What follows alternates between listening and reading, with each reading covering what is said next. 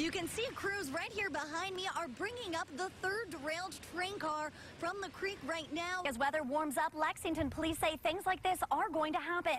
Now, this afternoon's accident actually happened farther down on Whitney Avenue, but this is the van. Take a look at that shattered windshield. Now, those road crews are hoping for rain and above freezing temperatures, which is why today they say they were also working on these storm drains, trying to clear all this snow that you can see blocking this way to prevent flooding when all of this melts.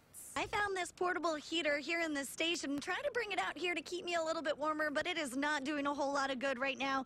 The cord is not long enough to reach an outlet. And I learned from the fire department today that you should never use an extension cord with a portable heater. It could start a fire. Michael Wells is named in these search warrants, which were filed yesterday in connection to the missing Pappy Van Winkle bourbon case.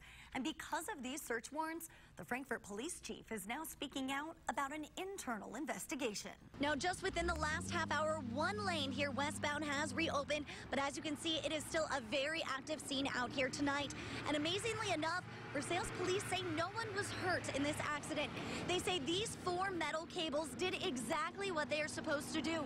They stopped that semi-truck from coming over here into the westbound lane. Police say it potentially could have saved some lives tonight. It's sad these people have all these beautiful things they have to throw in the trash. Gina Heinbaum doesn't have to be here, but she wants to help clean up. I couldn't imagine sitting inside watching people throwing my stuff to the street. I mean, She's one of about 20 volunteers here to pick up the pieces of people's lives that were ruined by floodwater.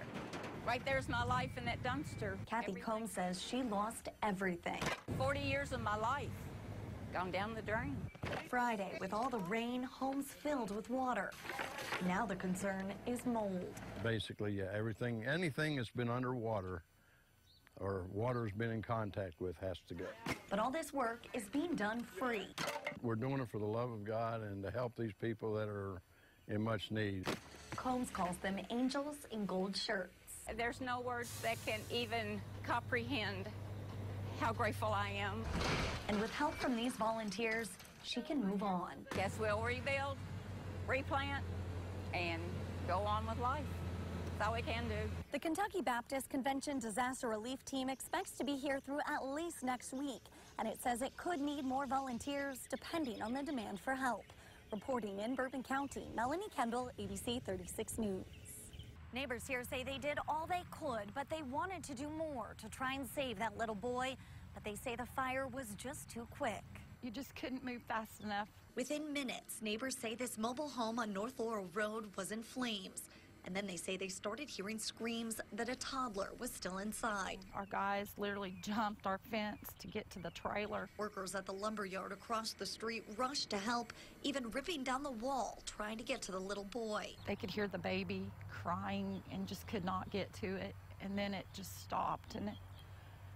And even though it stopped, they just continued to try. They didn't give up. They just couldn't reach it. Going above and beyond, hoping to save the toddler that they didn't even know. We would have done anything, I'm sure, to see that child come out of that house alive. Deputies say 8 people who were in the home were able to escape and taken to nearby hospitals. They say 2 had to be flown to UK, but by the time firefighters found 2-year-old Josiah Vickers, it was too late. But after all the smoke and fire settled, I saw a lot of tears from emergency service people here. When a child is involved, it just breaks your heart. Deputies say everyone who tried to help is a hero, even if they don't feel like it in this tragedy. Something like this usually brings out the best in people, and no doubt that's happened here today. In Laurel County, Melanie Kendall, ABC 36 News. The audit said the buses were old, which the school system admitted, but the superintendent said the issues highlighted in the inspection had nothing to do with the wreck. The family attorney disagrees. School officials say the bus in the wreck was 20 years old, and according to records, it had more than 238,000 miles on it. The school system says buses are checked daily by the bus driver and monthly for preventative maintenance. Now, records show the last maintenance check was April 3rd, a little less than a month before the accident, and that the brakes were adjusted that March. A state exam on the bus after the wreck shows the brakes out of service. Troopers say they can't tell if the brakes were broken before the accident or if the brakes are defective because of the wreck. Now, troopers admit they aren't mechanics. They're only taught to look for the obvious during these exams. State police say they're wrapping up the investigation, but don't anticipate any charges to be filed in this deadly wreck.